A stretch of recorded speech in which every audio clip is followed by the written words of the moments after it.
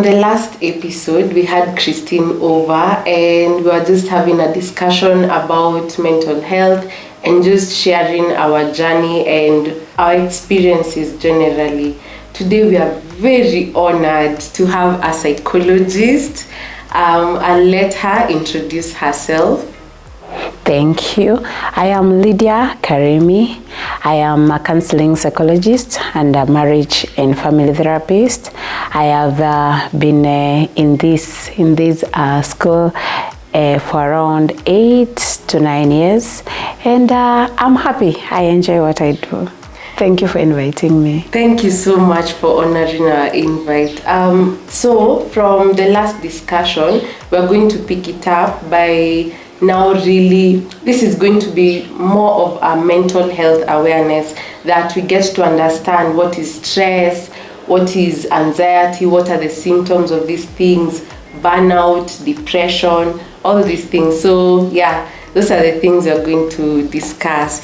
And I think, well, we can start with stress. I feel like stress is something that, first of all, we all experience every single day. True. But now the difference comes to, there's the acute stress and there's the chronic stress. How do I know I've moved from like the acute to the chronic stress?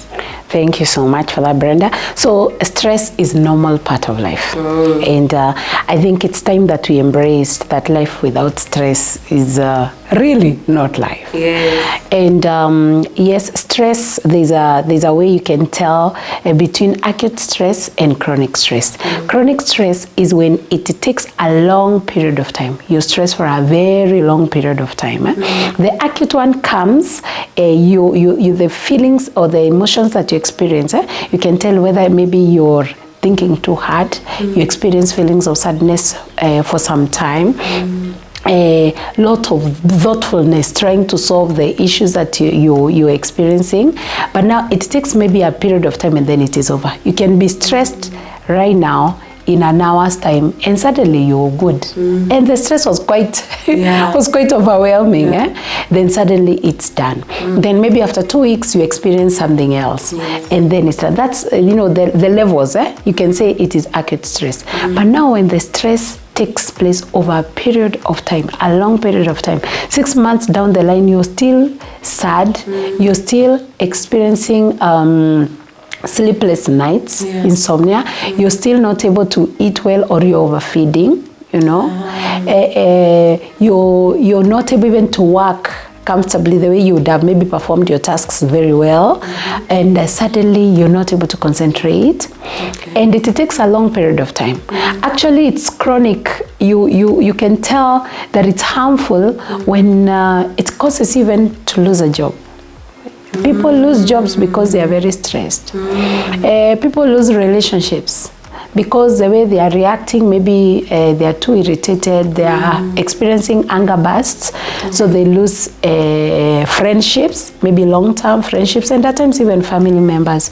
So one of the ways you can tell whether it is acute or if it is chronic, just the timeline, the time that you take being stressed is enough. So that means then for chronic, it may be like a persistent thing that's disturbing someone that is not causing the prolonged stress. Yes. Ah, okay. So now, for example, now I have the chronic stress. There's something that's always disturbing my mind, affecting my output in terms of work and relationships.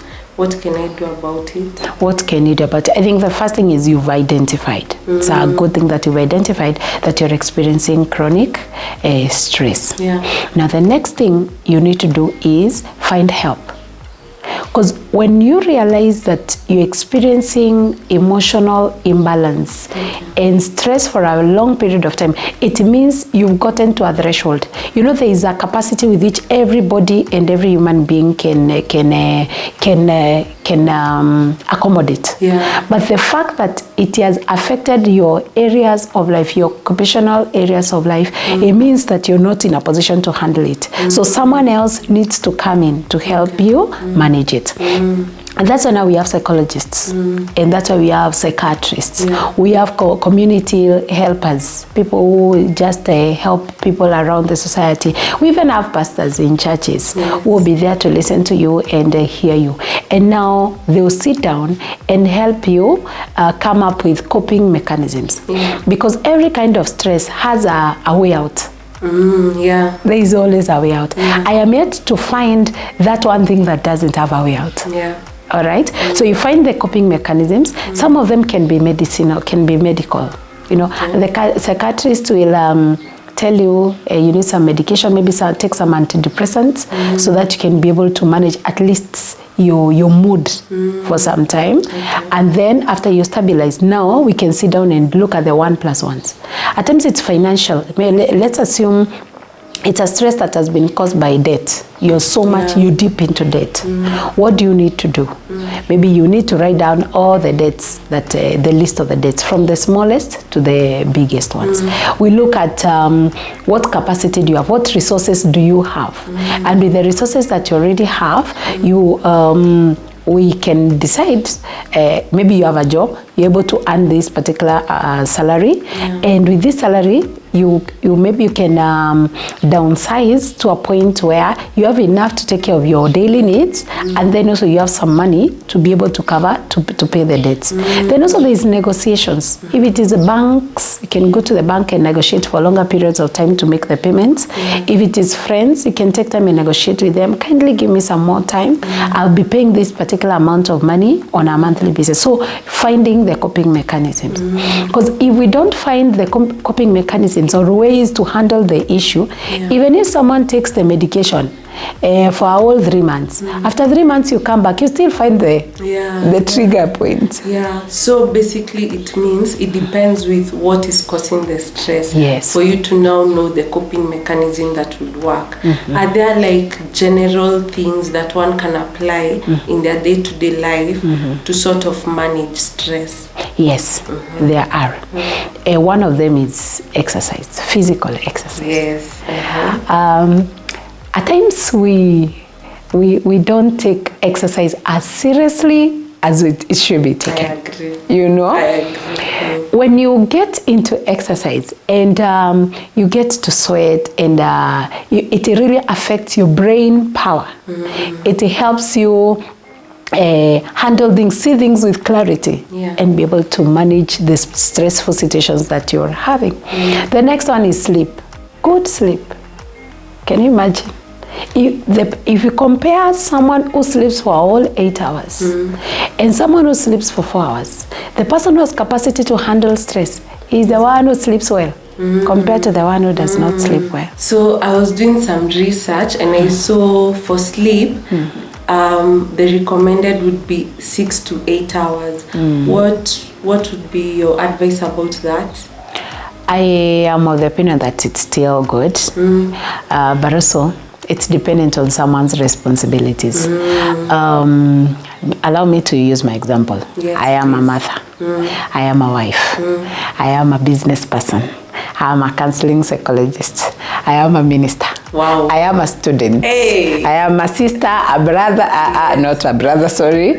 And now you can imagine with all those responsibilities, sleeping for a whole 8 hours is almost not very possible. At times I have to wake up in the night to read, to do my studies, maybe to do my prayers, my devotions. But I know 6 hours is good, especially uninterrupted 6 hours. The problem is when you're doing your 6 hours and you're waking up in betweens. So 6 to 8 hours, that's good. Nice. Now I want us to jump into anxiety. First of all, what comes to my mind when, for example, I say I'm anxious, it means I'm not breathing properly, I'm a bit nervous. That's what comes to mind. What's anxiety really? Anxiety is a mental state, and it's a mental state that is let's say, I don't want to use the word abnormal, but it's close to that, because it's not a normal mental state. So it is a mental illness. And people experience anxieties on different occasions and for different reasons. There are people who experience chronic anxiety, which, as I said, timeline. Remember, when I talk of chronic, it's timeline, because either they're experiencing serious stress levels. You know, bodies react to stress differently. Some people will be anxious, so they experience, you know, the heartbeats, heart rates rating very fast, and so the anxiety comes. You're always worried. You're concerned. You're not at peace. You're not rested. Because of the things that you're experiencing. Like now, for example, if you've experienced trauma over a period of time, the moment that thought comes to your mind, the anxiety attacks can easily come in. Yes. Like now, if it's a lady who has experienced domestic violence, the thought of the husband coming home in the evening, that's enough cause. So it's related. Yes. Stress and anxiety work hand in hand. There are people who experience anxiety because it's genetic. It can be genetic caused. For example, if your mother experienced anxiety when she was expectant carrying you, chances are very high you're likely to get predisposed to anxiety every now and then. But that doesn't happen to everyone. Yes. My goodness, if it's genetic, then what do you do? So what you do, remember, anxiety can be treated medically. Yes, it can be treated medically, but also psychologically. Because now what happens when you come now to a therapist and maybe we talk about anxieties, one of the things we'll look at is what are the trigger points, and we will address the issues, the specific issues that trigger the anxiety. We look for coping mechanisms. Do we need to go to a psychiatrist? Yes or no, depending on the levels of anxiety that you experience. And also, as a therapist, I would take my time to also help you change your thought patterns, because it is the thought patterns that cause the stress. You think, as I use the example of domestic violence, the thoughts that your husband is coming and is likely to beat you up will cause anxiety. So how do we handle those thoughts? And even before we get to those thoughts, how can we handle the specific issue, ensure that you're not exposed to domestic violence? Yes. So there's quite a lot that as a therapist I would sit down and analyze, assess, and then I will come up with ways out. Now, for example, just before we started this recording, from the previous night to today morning, I was a bit nervous, I'd say anxious, just so that everything works perfectly, that the needed equipment is working, everybody comes in time, like just so that things run smoothly. And these are things that happen to people so oftenly, that you're nervous about something you're about to do, or something you're looking for, a meeting, an interviews, things like that. In these instances, how can we handle that nervousness? How can you handle that nervousness? So one, I would say there's something called influence. What is within your influence? Most of the time, we get nervous or anxious over matters that are not within our influence. That's so true. Yes. So identify what is within your influence and what is not within your influence.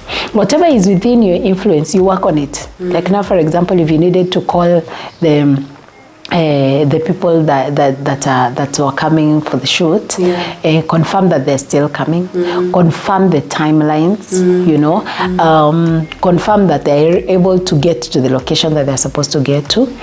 And now yourself, if it's putting your clothes in place, or how you're dressing, if it is the topics, doing a bit of more of a research to know what you're going to talk about, you manage what is within your influence. influence. What is not within your influence, you leave it because you can do nothing about it.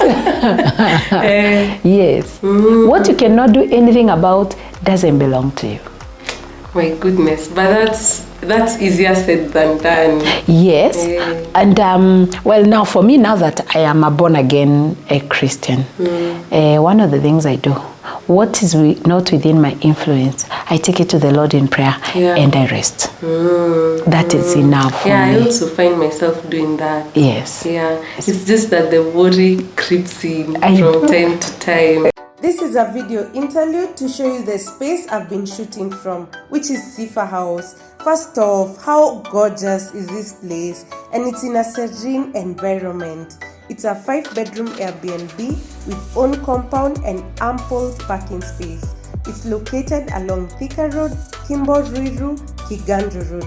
Now guys, this space is perfect for your bridal pickups, your rural shows, your family long stays, small group events, and content creation like your podcast, YouTube, photo shoots. Now the only thing standing between you and this hidden gem is making that call and booking this space. So what are you waiting for? Make that call. You've mentioned about trauma. Maybe we can talk a little about that. From the last conversation we were having, we spoke about trauma and being emotionally abused from childhood. Maybe we can understand, first off, what trauma is and how detrimental it can be to somebody's life, even without knowing. So trauma, again, it's a mental reaction of things that you have experienced, and especially let me use unwanted or difficult experiences that we experience. Like for example, someone can experience rape at a young age. You know, the mind records what happens in our lives, whether it is good or whether it is bad.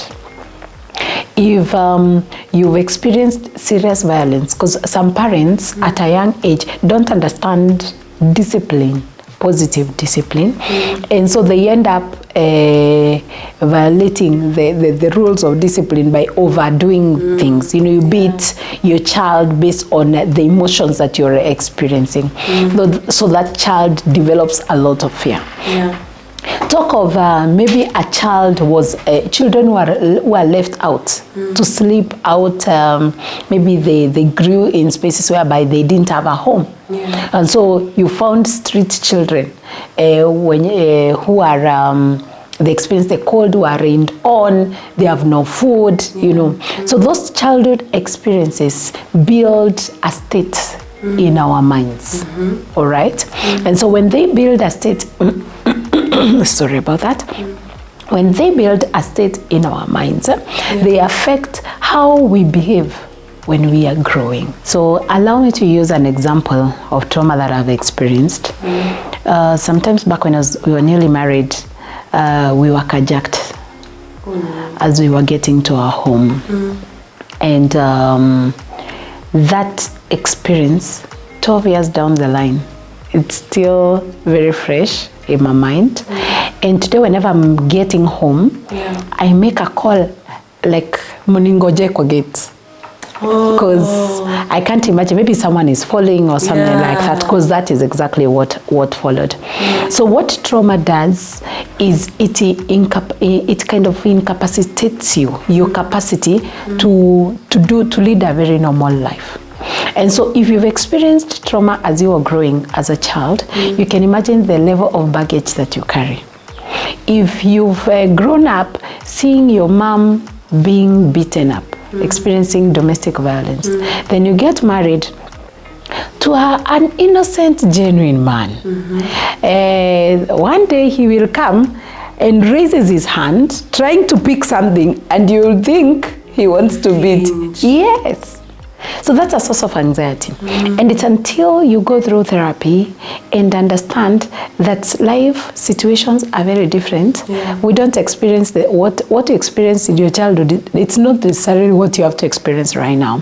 So therapy comes in to unpack what you experience as you are growing. Trauma, maybe you experience an accident. You realize people have experienced accident, have a fear of getting back to matatus or using the same kind of routes that they used before. And the good thing about re-experiencing the experience is it helps you realize, so I can experience it and it's not a big deal, or it was a big deal, but now I can manage coping with this kind of stress. It's like sort of like you're changing that mentality. It's cognitive. Actually, there's no other way of really dealing with the traumas but changing your mental thoughts and the patterns that come with that trauma that you've experienced. What happens for someone, or what's this? I don't know. What happens for someone to experience a traumatic experience so much that they cannot even remember it? So much that they cannot remember it. Yes, like if I was to, for example, I've experienced a traumatic experience, but if I was to narrate it to you, I wouldn't remember every detail of it. It's like the mind has erased that memory. What would happen for someone to have that? What I think is, as human beings, it's not a choice, but it's a choice. At times you choose what to keep and what not to keep.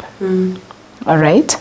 And you can experience trauma that you can work on erasing from your mind, depending on how you process it. How you process trauma is really key. Like now, for example, if you've experienced domestic violence, and you have left that relationship, and now you're living alone. How you process the previous experience is you ask yourself, today, am I having the same person that was beating me up? No. Today, if I keep going back to these thoughts, how helpful are they to my life? They are not helpful. So what do I need to do to be able to overcome these experiences? So maybe I do therapy, maybe I reason it out. Maybe that person was experiencing their own baggages. That's the reason why they chose to treat me the way they treated me. And you make peace with it. You realize, especially, let's talk of people who are born again. The life you lived before you're born again and after you're born again, chances are very high that the moment you give your life to God and you start leading a very different life, those memories are completely erased. Is it that you never experienced them? No, you did experience them, but today your mind has been is filled with new thoughts, with new patterns, with new belief systems. All right. So now you're in a very different space altogether. Yes. Okay. Another thing is we're in the work culture. You're always working, waking up early, sleeping late. Most especially for people who are doing their own businesses, you never know when to stop. Even when you're going to sleep, your head is still running. I need to do this, I need to do this, tomorrow I need to do this. How do I know I've gotten to the point of burnout? So one of the ways that you know that you've gotten to a point of burnout is, one, you lose yourself. You lose your life. For example, you are enjoying a hobby. You enjoyed watching a movie. You enjoyed seeing friends. You enjoyed cooking. You enjoyed doing something, all right? And suddenly, those things are not beautiful. They are not enjoyable anymore. You found yourself now withdrawing from people because you're overwhelmed. Or discussions that you'd have so well with other people, you no longer relate, you know. Then you're tired. fatigued at all times, to a point where you cannot even perform the tasks that you would have performed very well. Maybe you're a business person, you would have engaged with your customers, your clients, then suddenly customers are now complaining that, you've not done a delivery, you did not get back to me, you're not receiving my calls. So things that you would have done very easily, you're no longer able to do them. Oh my goodness, as you're saying them, I've just thought to myself, I may be experiencing a burnout. Because I think for the longest, since the beginning of the year, and then I went back to creating this content, my mind is always running, that's one. I feel guilty watching movies. I don't know the last time I did, because when I'm just about to, I'm just like, but you could be researching. What is that you're doing? Right now, I am not attached somewhere. So previously when I was attached somewhere, I'd easily find time. Like it's on Thursday, Friday evening, immediately I clock out of work. I have all that time. It's free time for me to meet friends, have a good time, do stuff. But right now, it's like now I can't find the time. Wow. Okay. So what are you doing? Because one, you're likely to be procrastinating a lot, especially tasks and duties that maybe you should have addressed. You're likely to be engrossed in social media and just, you're just scrolling. You're likely to be living a reactive state, whereby whatever problem comes, I react. Whatever need that comes, I respond. But there is no more planning. You're no longer planning in advance. You've no time to even think through, how do I want to carry my month? How do I want to carry my week? How about my day? And then you follow through on that. So chances are high you could be experiencing a burnout. Wait, okay. So now if someone is experiencing a burnout, things that maybe you can implement? Things that you can implement. Number one, I sit down with yourself. Acknowledge that I am experiencing a burnout. And possibly sit down even with a pen and a book and write down, what are you feeling right now? Because the feelings that come with burnout are not beautiful feelings. All right? You're disappointed in yourself. You're experiencing a lot of guilt. You're experiencing a lot of maybe anxiety, worry, fear, write them down. Then now ask yourself, what do I want to do with my life? What is so important for me? So you prioritize what is important for you. And then ask yourself, with the resources that I have, with the capacity that I have, what can I be able to do and do very well? So drop some of the things that are not urgent, that are not necessary, and now focus on those that are very important. I always insist, taking care of yourself, self-care is a number one responsibility, Brenda. Why? You're the vessel that is doing these things. So if you neglect the vessel that is taking all these responsibilities, it means that you're likely to give a very mediocre, very average results for whatever you're doing. So prioritize yourself. And when you're prioritizing yourself, look at what's important to me. How is my health? Am I feeding well? All right. Am I experiencing a good social life? All right. Am I at peace? What is taking away my peace? What is taking away my attention? Is it worth it? Or is it not worth it? Okay?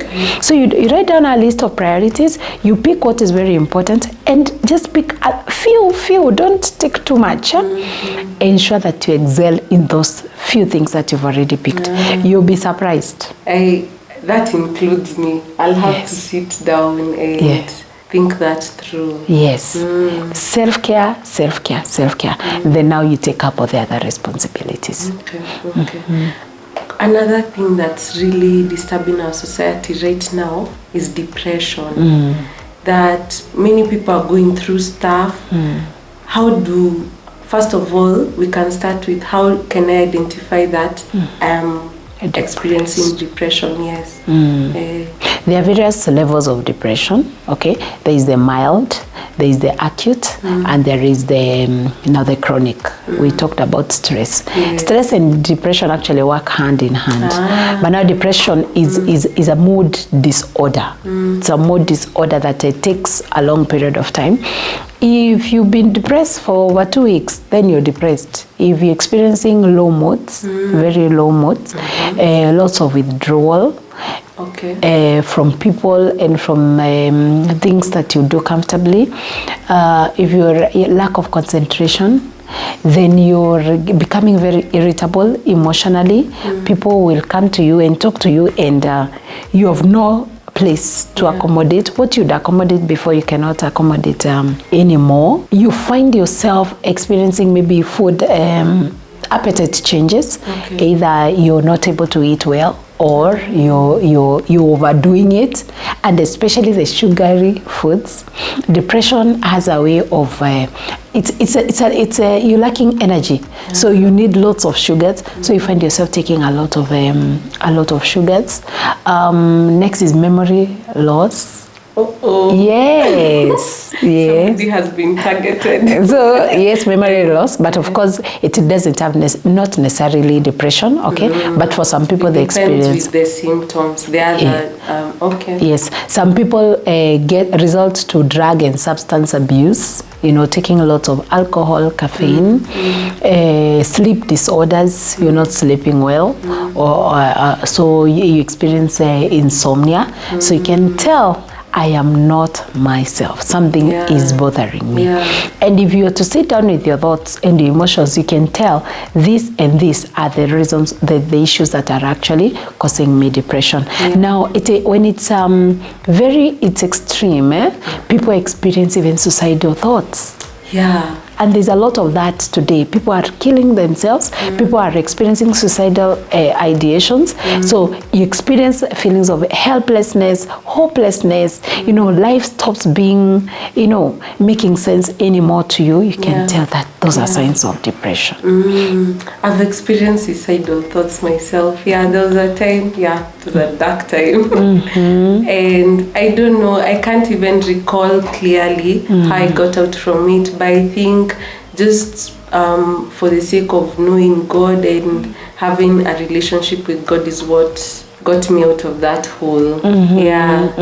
So now, if I've identified that I'm going through depression, what can I do to get out of it?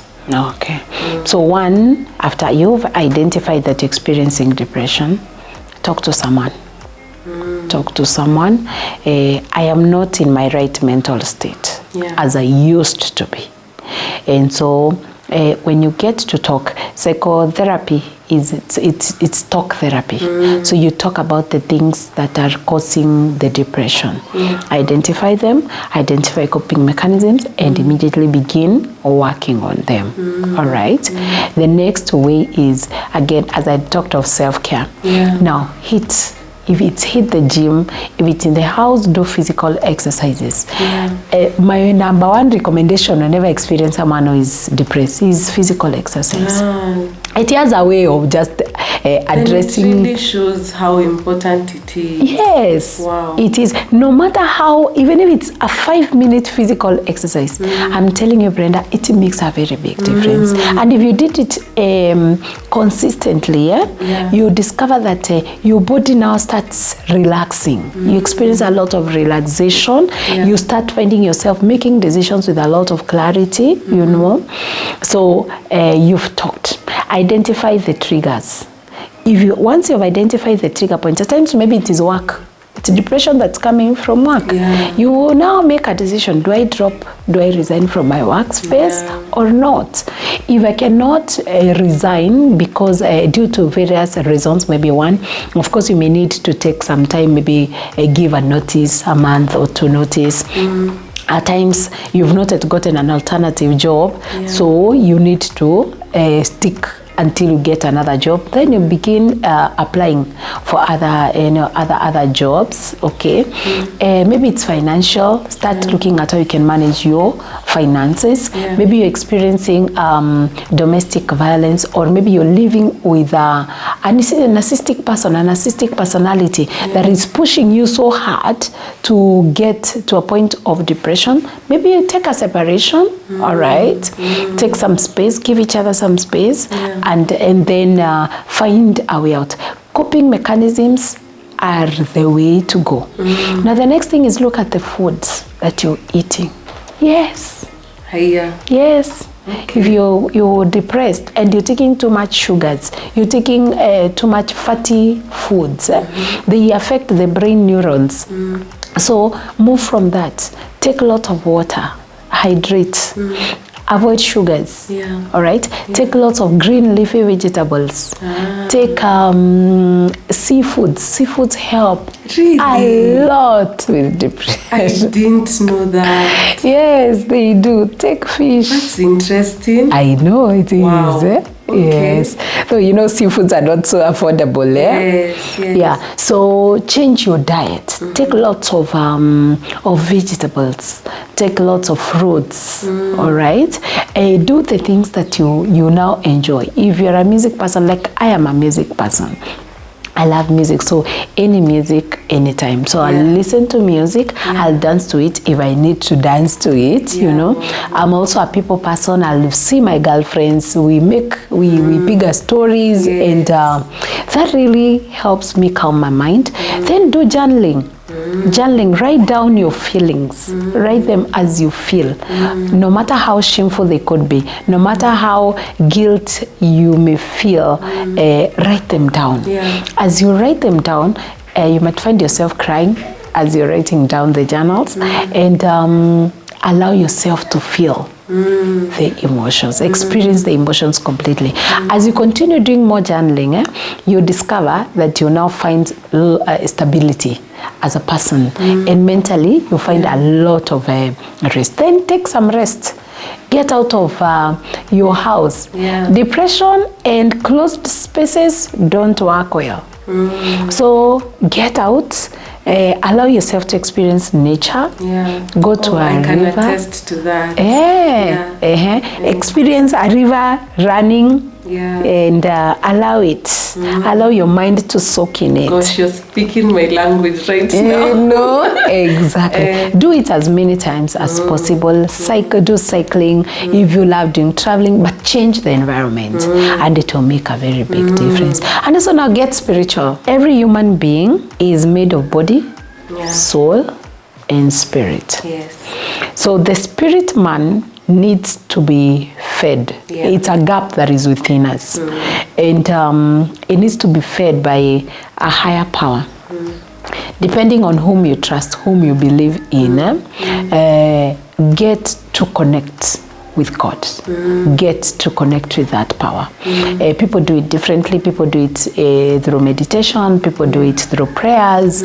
People do it through reading the Word of God and meditating to the Word of God. But ensure that your spirit man is full at all times. I do a wholesome round or wheel whereby I place the body, the soul, and the spirit. The body is what entails me. When you talk of self-care, we talk of am I eating well? Am I sleeping well? Are my basic needs met? Ensure that those are met. Then now we have the soul. The soul is the willpower. That's where we have the emotions. That's where we have the feelings. How are you feeling? Are you disappointed? Are you frustrated? Are you sad? Are you worried? Are you anxious? Now that's where the psychologist now comes to help you manage your emotions, but also yourself. You can change your thought processes that are causing you to have those sad feelings, so now you can move to the positive feelings.